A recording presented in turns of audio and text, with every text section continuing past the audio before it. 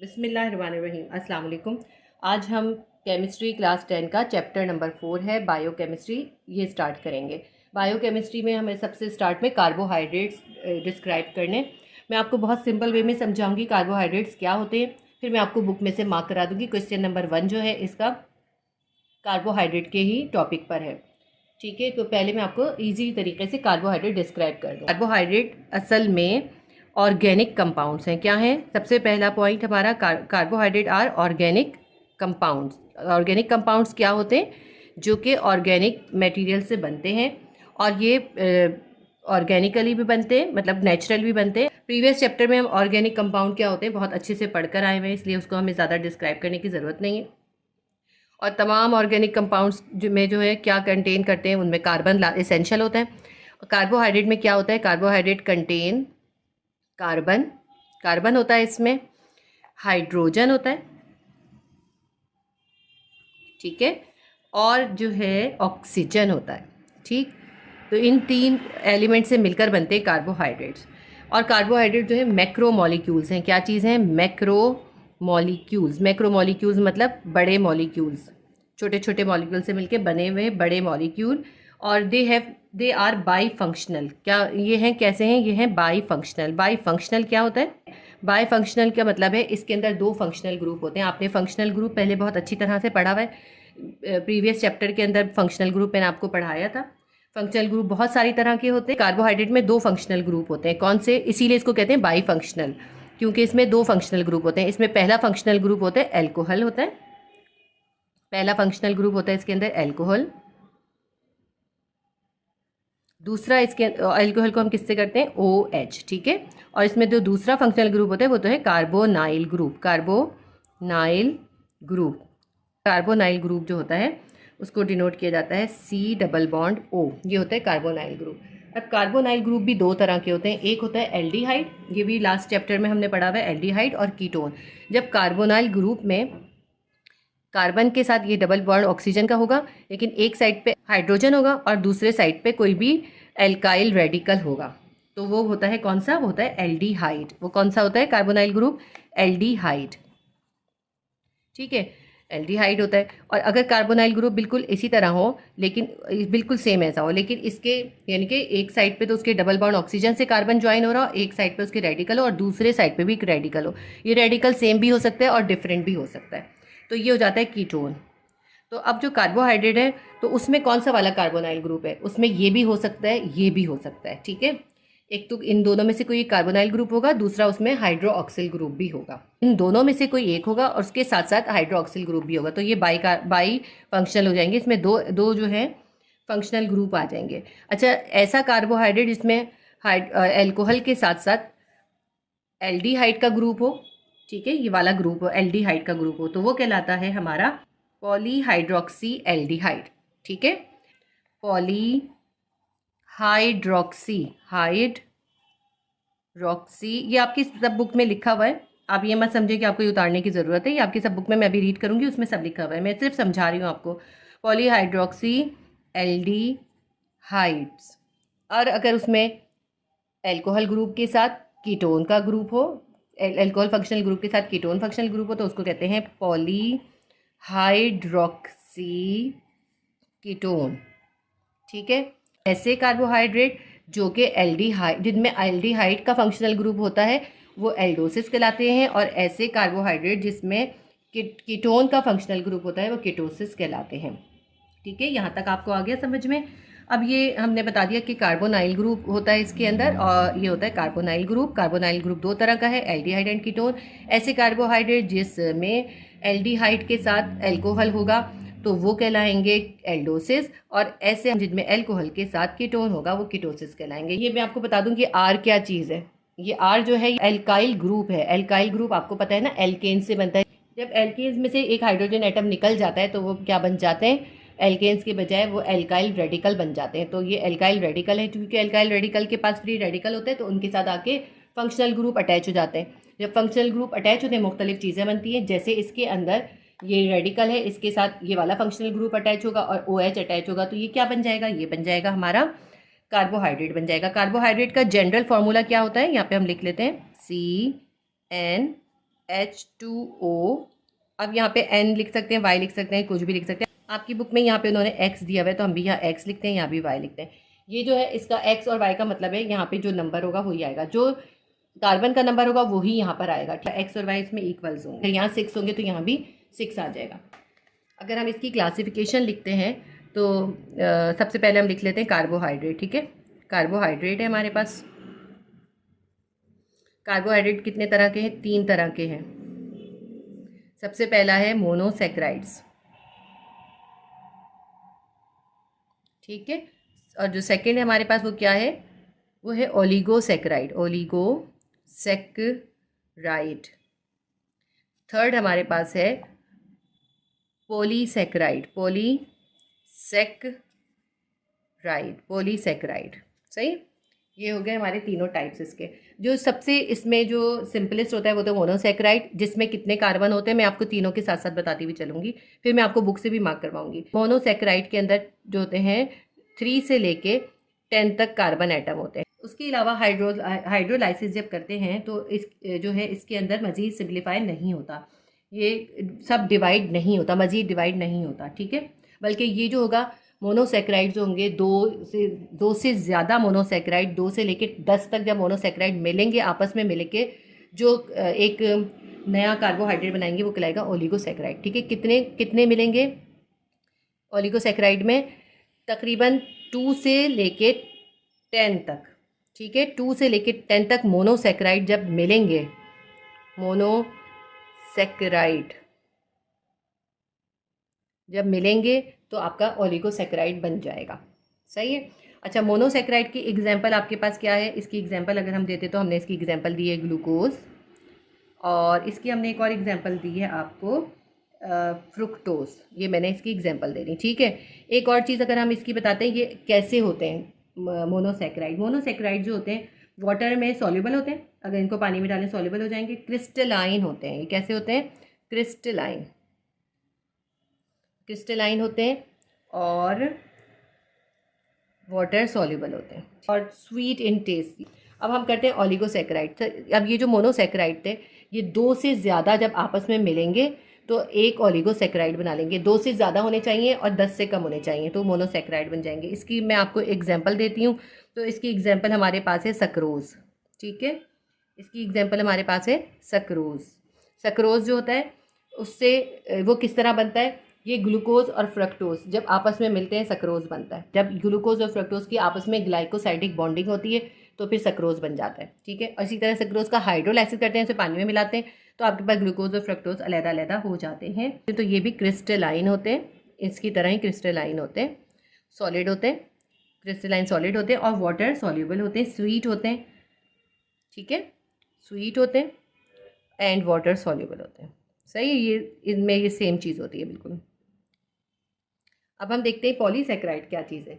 ये ओलिगो तो तक तो आ गए, यही मोनोसैकराइड अगर 10 से ज़्यादा आपस में मिलें, यानी कि 10 से ज़्यादा मोनोसैकराइड जब आपस में मिलके एक मैक्रो मॉलिक्यूल बनाते हैं, मैक्रो कार्बोहाइड्रेट बनाते हैं, तो वो कहलाता है पॉलीसैकराइड, ठीक, वो होता है पॉलीसैकराइड। तो पॉलीसैकराइड में कितने होते हैं, कितने तकरीबन मोनोसैकराइड होते हैं?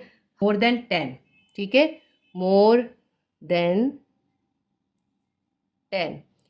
10 सिर्फ इसलिए लिख लिया, 10 से कम होंगे तो वो तो ओलिगो में चले जाएगा, 10 से ज़्यादा होंगे वो चला जाएगा पॉली में। सिर्फ मोर देन 10 इसलिए लिख रहे हैं क्योंकि 10 के बाद ये तो कहीं तक भी जा सकता है, कितना भी जा सकता है, 100 भी जा सकता है, 1000 भी जा सकता है, 10,000 भी जा सकता है, कितना भी हो सकता है, ठीक है। इसलिए सिर्फ 10 से मोर देन 10 आपकी बुक में भी यही मेंशन है। तो जब इनका हाइड्रोलाइसिस करा जाएगा तो फिर हमारे पास मोनोसैकराइड्स इसी तरह से मिल जाएंगे। इसकी एग्जांपल हमारे पास है सेल्यूलोज। ये सेल्यूलोज कहाँ होता है? ये पौधों में पाया जाता है। और इसकी एक और मिसाल है स्टार्च, जो आप बहुत ज़्यादा यूज़ करते हैं। स्टार्च तो बहुत ज़्यादा सभी लोग यूज़ करते हैं ना, आपने देखा है जो आटा मैदा वगैरह होता है सारा वो स्टार्च होता है जो प्लांट से हासिल होता है। सेल्यूलोज हो गया। और इसके अलावा और बहुत सारी मिसालें हैं इसकी, जब हम ये पढ़ेंगे तो मैं उसमें आपको बताऊँगी। उसके बाद मैं आपको इसकी वो बता दूँ कैरेक्टरिस्टिक, में थोड़ा सा नीचे करके लिख रही हूँ, यहाँ स्पेस नहीं है ना।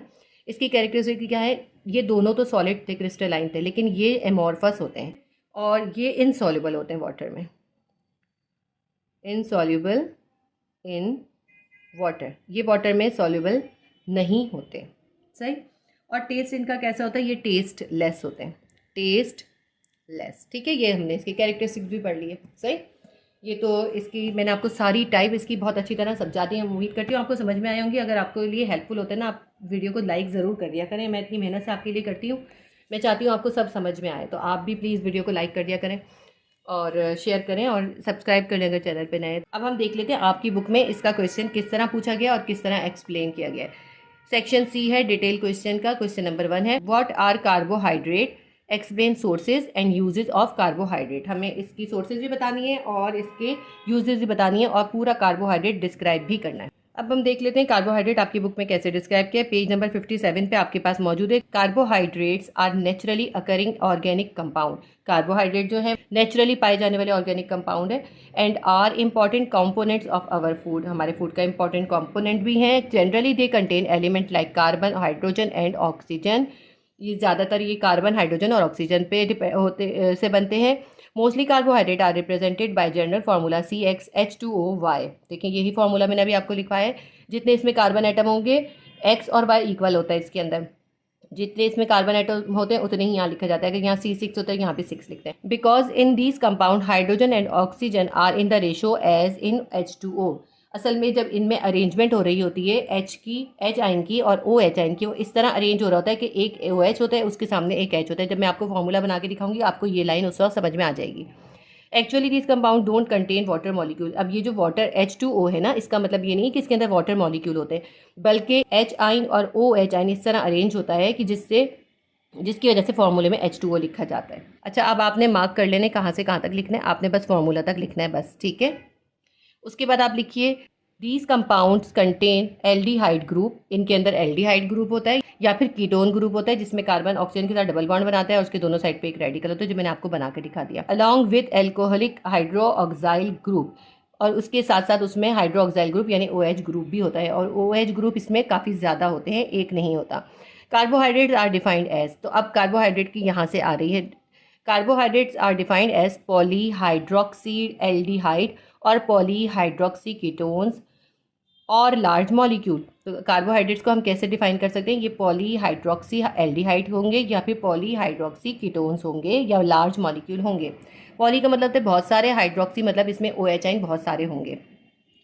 तो OH आयन बहुत सारे होंगे और मतलब पॉलीहाइड्रोक्सी मतलब कई हाइड्रोक्साइल आयन और एल्डिहाइड ग्रुप मिल जाएगा तो कार्बोहाइड्रेट बन जाएगा, या फिर पॉलीहाइड्रोक्सी कीटोन यानी कि बहुत से हाइड्रोक्सिल आयन और कीटोन्स ग्रुप, फंक्शनल ग्रुप, ये दोनों ग्रुप मिलेंगे तो भी कार्बोहाइड्रेट बन जाएगा। इनको कहते हैं लार्ज मॉलिक्यूल।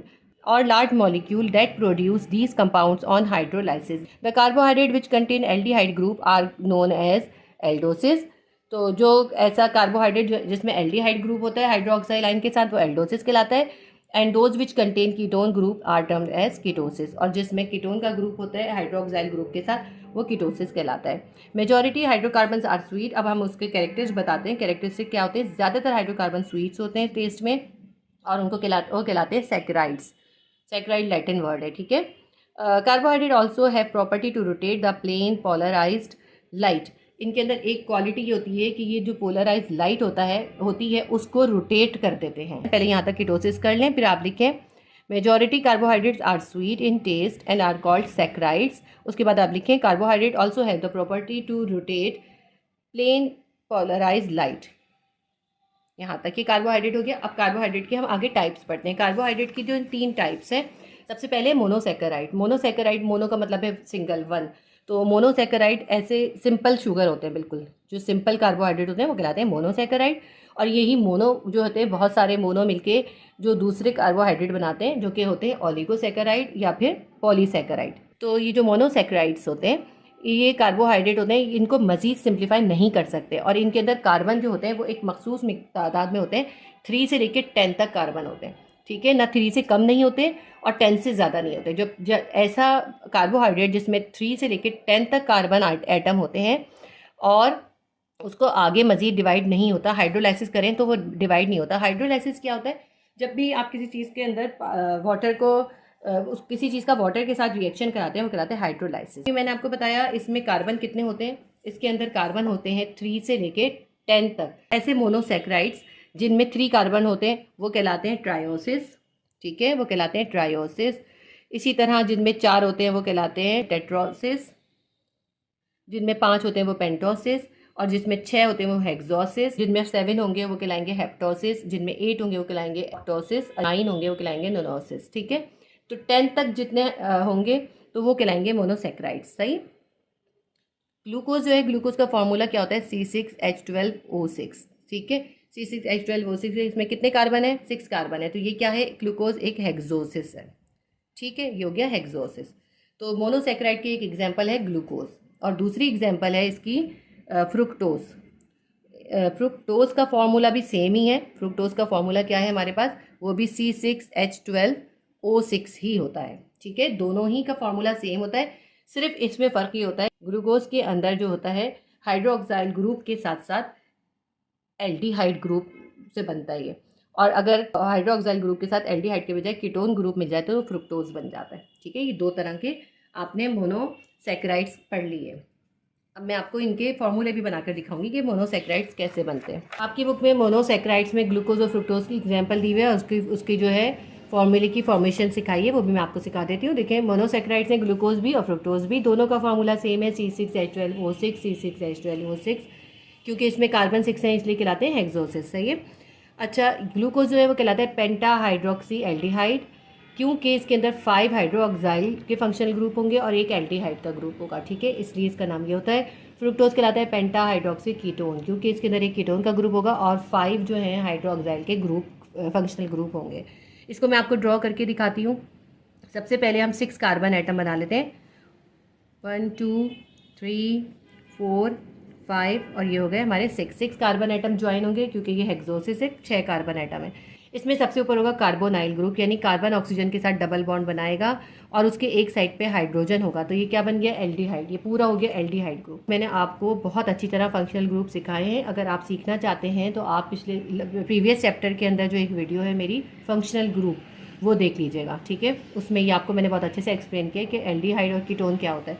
अभी हमने यहाँ पे सबसे पहले कार्बन के साथ जो है एक एल्डिहाइड ग्रुप, यानी कि कार्बन के साथ डबल बॉन्ड ऑक्सीजन और एक बॉन्ड जो है हाइड्रोजन आ जाएगा, तो ये एल्डिहाइड ग्रुप इसके साथ ज्वाइन हो जाएगा। अब इस कार्बन के साथ जो है हमारे पास आएगा एक OH आइन, तो यहाँ पे एक H आइन, इसमें इसी तरह ज्वाइनिंग होती है। अब यहाँ पे H आएगा, फिर यहाँ OH आएगा OH।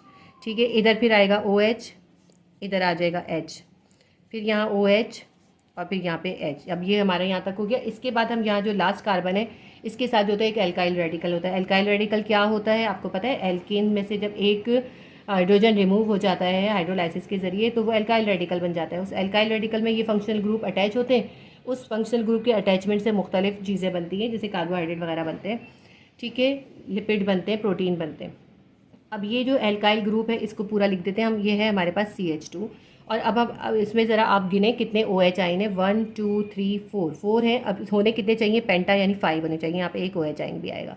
तो अब ये देखें 6 कार्बन हो गए और 5 OH आइन हो गए, और यहाँ पे आ गया रेडिकल R, यहाँ पे आ गया एल्डिहाइड ग्रुप। इस तरह ये पूरा का पूरा एल्डिहाइड ग्लूकोज का फॉर्मूला आपका रेडी हो गया। इसमें हम क्या करेंगे, सबसे पहले हम 6 कार्बन ड्रॉ कर लेते हैं, 1 2 3 4 5, और ये हो गए 6 कार्बन है। कीटोन ग्रुप के अंदर दोनों कार्बन के साथ जो होता है दोनों साइड पर एक एक एल्काइल रेडिकल होता है। ठीक है, तो हम यहाँ पे एल्काइल रेडिकल बना देते हैं CH2, और यहाँ भी बन जाएगा CH2। इसके दोनों साइड पे एल्काइल रेडिकल होता है। यही इन दोनों का फ़र्क होता है एल्डिहाइड और कीटोन का। एक साइड पे हाइड्रोजन होता है, एक साइड पे एल्काइल रेडिकल होता है, और कीटोन में दोनों साइड पे एल्काइल रेडिकल होता है। और इसके अंदर जो कार्बन के साथ जो ऑक्सीजन का डबल बॉन्ड बनेगा वो सेकेंडरी कार्बन के साथ बनेगा। अब इसके अंदर हम उसी तरह करेंगे। यहाँ पे हम लिखेंगे H, फिर यहाँ लिखेंगे OH, फिर यहाँ आ जाएगा OH, फिर यहाँ आ जाएगा H, फिर यहाँ आ जाएगा दोबारा OH, और फिर यहाँ आ जाएगा H। अब इसमें गिन लें कितने इसमें हाइड्रोक्साइल ग्रुप हो गए, 1 2 3, होने कितने चाहिए, 5 होने चाहिए। तो हम एक इधर ऊपर लगाएंगे और एक यहाँ लगाएंगे, ये हो गए इसके 5। 6 कार्बन 5 हाइड्रोक्साइल ग्रुप, दोनों साइड पे जो है एल्काइल रेडिकल, और सेकेंडरी कार्बन के साथ ऑक्सीजन का डबल बॉन्ड। ये बन गया हमारा फ्रुक्टोज का स्ट्रक्चर फार्मूला। दोनों के स्ट्रक्चर फार्मूले मैंने आपको सिखा दिए, तो मैं अब आपको इसका मार्किंग करा देती हूँ। बुक के अंदर आपने कहाँ से कहाँ तक लिखना है, जो मैंने बोला है सब कुछ वही है। इसका आप लिखेंगे यहाँ से, monosaccharides, these are also called simple sugar. These carbohydrates cannot be further simplified on hydrolysis. इनको हाइड्रोलाइसिस करें तो ये मजीद सिंप्लीफाई नहीं होते। Monosaccharides contain 3 to 10 carbon atom and may be divided into trioses, tetroses, pentoses, hexoses etcetera. ये सब मैं आपको बता चुकी हूँ कि 3 से लेकर 10 कार्बन एटम होते हैं इसके अंदर, और इनको इसी हिसाब से जितने कार्बन, नंबर ऑफ कार्बन के हिसाब से इनको ट्रायोसिस, टेट्रोसिस, पेंटोसिस, हेक्सोसिस वगैरह कहते हैं, depending upon the number of carbon. ये बता दिया ना जितने नंबर होंगे कार्बन के। Glucose belongs to aldoses and fructose, honey, fructose जो है हनी का नाम है, अच्छा, टू कीटोसिस। एल्डिहाइड का ग्रुप इसके साथ मिला होगा तो ये ग्लूकोज बन जाएगा, इसलिए उसको एल्डोसिस कहेंगे, और अगर इसमें कीटोन का ग्रुप मिला होगा तो वो बन जाएगा फ्रुक्टोसिस यानी हनी बन जाएगा। इसके आप एग्जाम्पल यहाँ से दीजिएगा। C6H12O6 एक ग्लूकोज है, ये हमने एग्जाम्पल दिए, यहाँ पे ग्लूकोज लिख लें। ग्लूकोज प्लस वाटर, जब ग्लूकोज को पानी के साथ मिलाया, मैंने आपको बताया जब पानी के साथ मिलाते हैं वो कहलाते हैं हाइड्रोलाइसिस, तो कोई रिएक्शन नहीं होगा। जब इसको पानी के साथ आप हाइड्रोलाइसिस कराएंगे तो कोई रिएक्शन नहीं होगा, बस यहाँ तक ही काफ़ी है। इसके बाद इन्होंने ये बताया हुआ नीचे, monosaccharides are crystalline solid sweet in taste and are insoluble in water. फिर उसके बाद हम ये पॉइंट लिखेंगे, ठीक है। ये आपका मोनोसेक्राइड हो गया। इसके बाद हम करते हैं ओलिगोसेक्राइड। ओलिगोसेक्राइड क्या चीज़ है?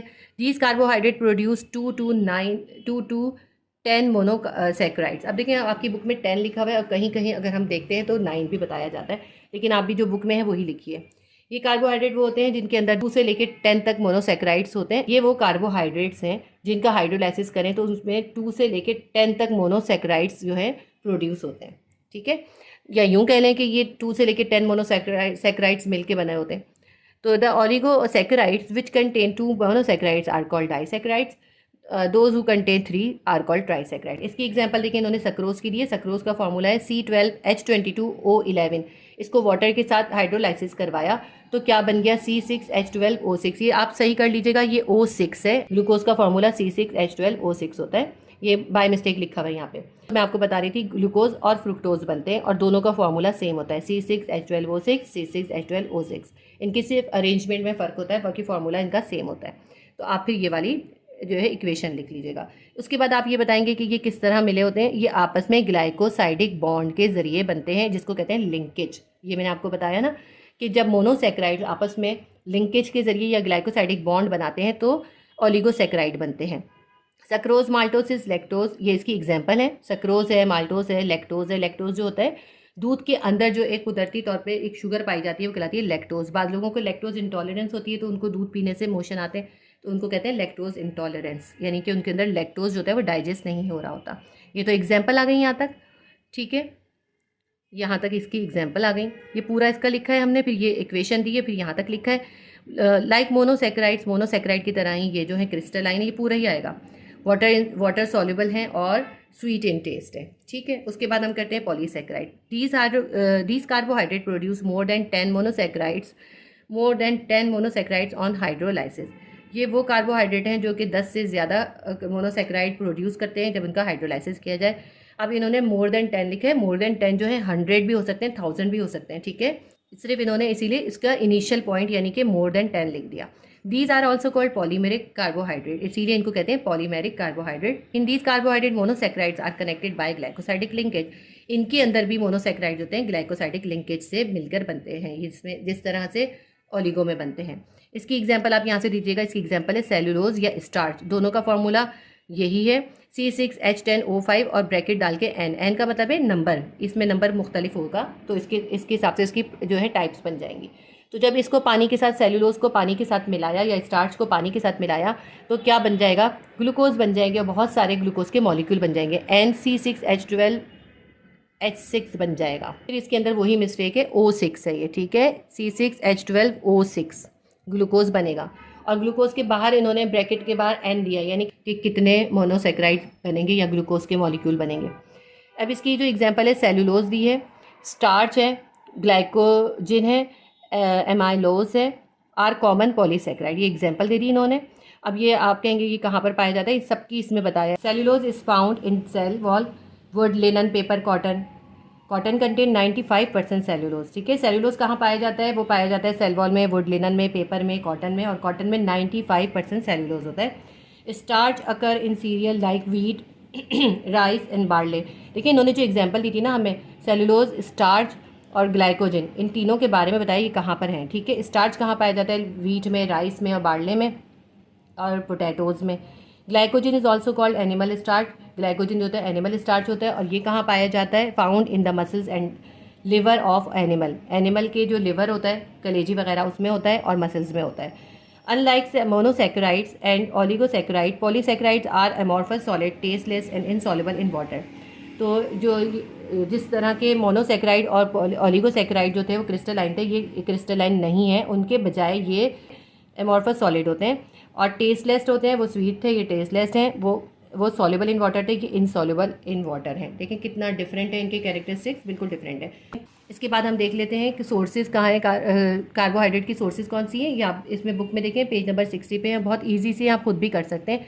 मोनोसैकेराइड्स होते हैं वो ग्रेप्स में, हनी में, गावा में, मोलेसिस में पाए जाते हैं और इसकी एग्जांपल क्या है, फ्रुक्टोज भी है, ग्लूकोज भी है। ओलिगोसैकेराइड्स होते हैं वो सक्रोज है, इसकी एग्जांपल लैक्टोज है, माल्टोज है और रेफिनोज है। अच्छा, ओलिगोसैकेराइड जो होते हैं वो शुगर केन में, शुगर बीट में, ये सब आपकी बुक में लिखा हुआ है, बहुत ईजी सा, ये मुझे ज़्यादा समझाने की ज़रूरत नहीं है।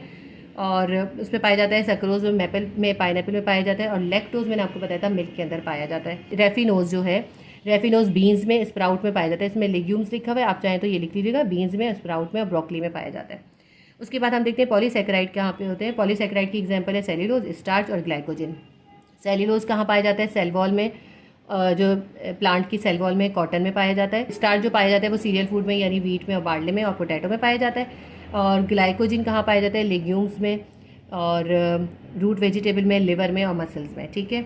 इसी तरह इसके आपने यूजेस करने कार्बोहाइड्रेट के यूजेस जो है इसी पेज में आपके पास है। बहुत आसान से यूजेस हैं। आपको पता है कार्बोहाइड्रेट का सबसे मेन सोर्स क्या होता है कि वो एनर्जी प्रोवाइड करता है। तो पहला यही लिखा हुआ है, they are the energy source for the survival of both plant and animal. दोनों को, ये प्लांट को, एनिमल को, दोनों को एनर्जी की सोर्स हैं। They sustain structure of plant, के प्लांट का स्ट्रक्चर बनाते हैं। Carbohydrate in the form of starch in plant and glucose in mammal serve as energy storage. Plant के अंदर जो होता है स्टार्च की शक्ल में और मैमल्स के अंदर ग्लूकोज की शक्ल में एनर्जी स्टोरेज का काम करते हैं। They keep our blood sugar level in check, हमारे ब्लड शुगर लेवल को बैलेंस रखते हैं।